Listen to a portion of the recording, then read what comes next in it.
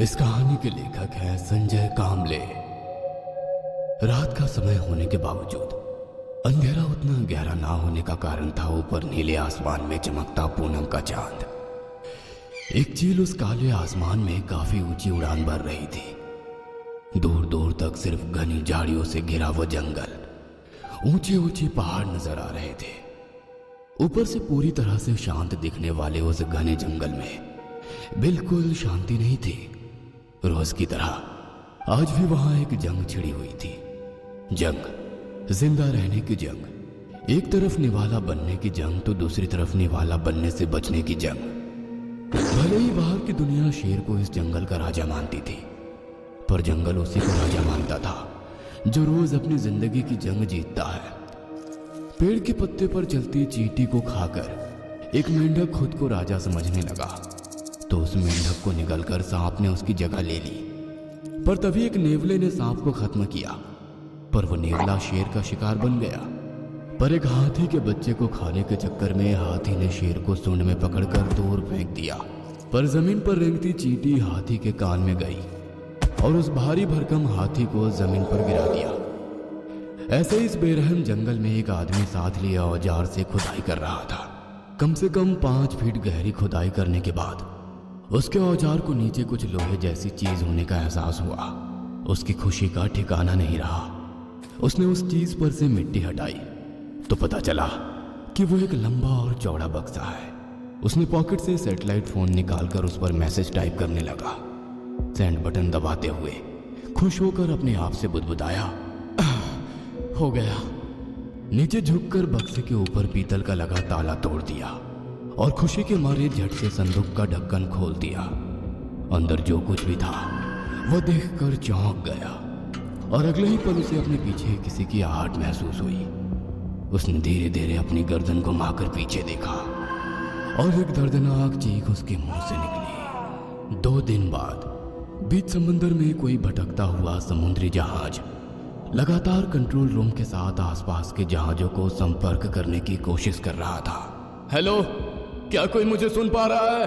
हम passenger ship फंसे हुए हैं।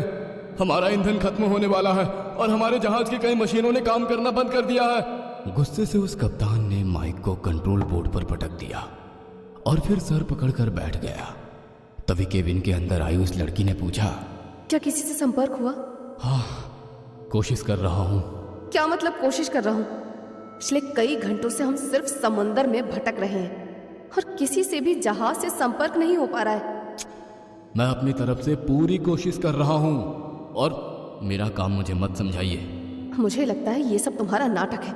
हम जितने भी लोग यहाँ हैं सब अमीर घराने से हैं और हमारे घर वालों से पैसे ऐंठने के चक्कर में तुम हमें गलत जानकारी देकर भटका रहे हो।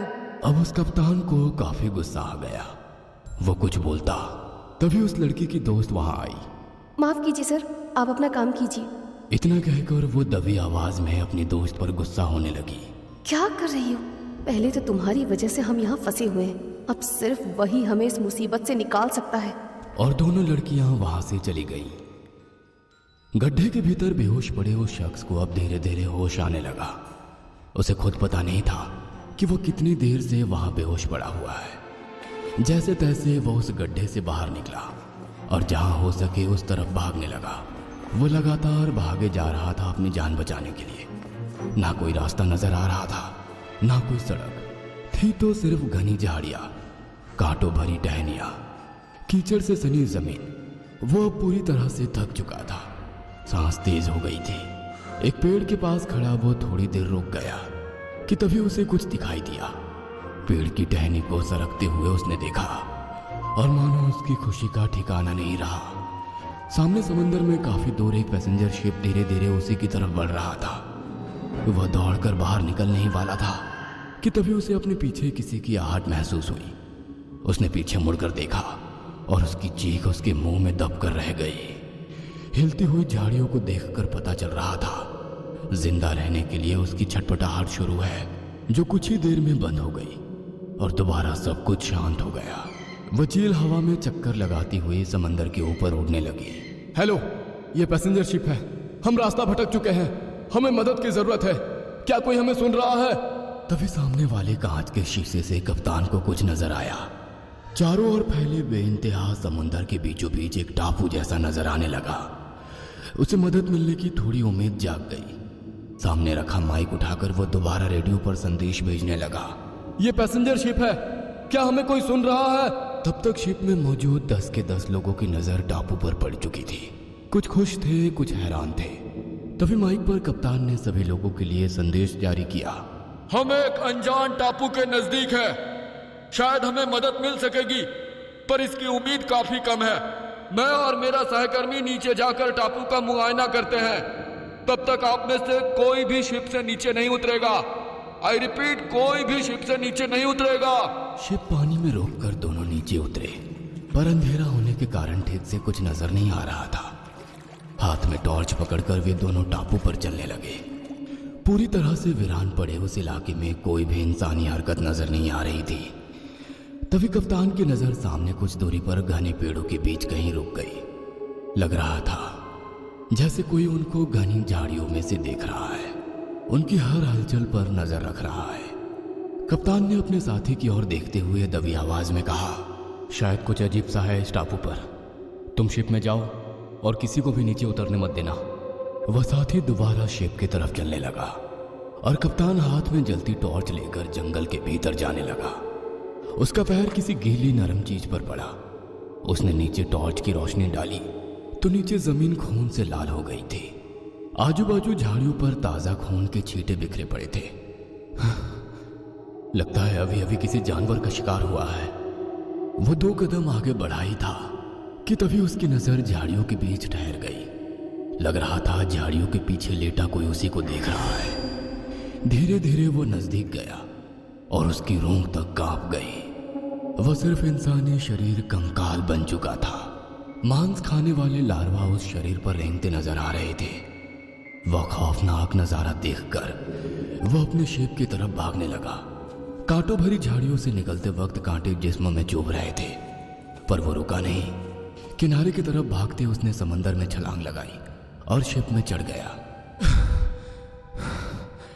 यह टापू खतरनाक है, हमें जल्द से जल्द यहां से निकलना होगा, वरना मौत इतनी भयानक होगी जिसकी तुम कल्पना भी नहीं कर सकते। इतना कहकर वो शिप के इंजन के रूम की तरफ चल ही रहा था कि तभी उसके साथी ने हिचकिचाते हुए कहा, सर एक प्रॉब्लम है। क्या हुआ? वे सभी दोस्त मेरे लाख मना करने पर भी शिप से नीचे उतरकर जंगल में गए हैं। क्या बात कर रहे हो?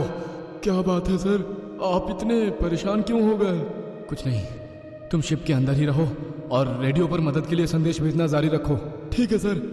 इतना कहकर कप्तान दोबारा समंदर के पानी में उतरे, पर एक अनजाना डर उनके दिलो दिमाग पर छाया हुआ था, क्योंकि जो कुछ भी उन्होंने देखा था वह किसी भी आम आदमी की रूह का पाने के लिए काफी था।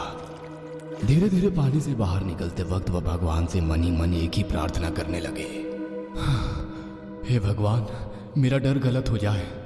ये आइलैंड वो शापित आइलैंड ना हो जिसका डर समंदर के जहाजियों के भीतर है। पानी से निकलकर रेत पर चलते हुए उसने ऊपर आसमान की तरफ देखा तो कोहरे की वजह से आसमान में चांद भी धुंधला दिखाई दे रहा था। वहीं आसमान में एक उड़ती हुई चील धीरे धीरे आगे बढ़ती नजर आ रही थी। दोबारा उसकी नजरें नीचे जमीन पर कुछ ढूंढने लगी। पास ही पड़ी एक लकड़ी को उठाकर उस पर कस के कपड़ा लपेटकर बांध दिया। पॉकेट में से लाइटर निकालकर लकड़ी पर बंधे कपड़े में आग जलाई।